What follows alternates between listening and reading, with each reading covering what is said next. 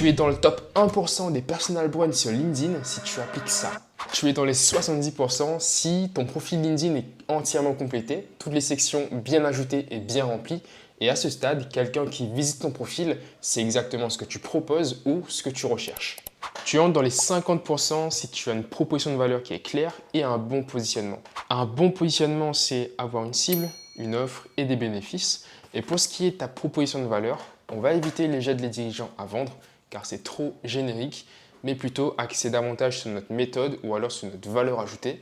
Quelque chose du style, j'accompagne les dirigeants à devenir la référence de la de l'activité et à attirer les meilleures opportunités grâce à LinkedIn, par exemple.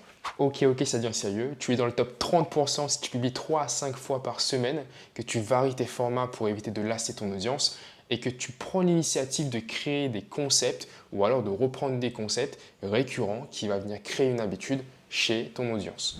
Top 10 si tu fais du vrai networking, les discussions, les interactions et les rencontres en physique. Le digital, c'est super puissant, mais rien ne remplace les vraies connexions émotionnelles qu'on peut avoir lors du réseautage. Donc faites du networking.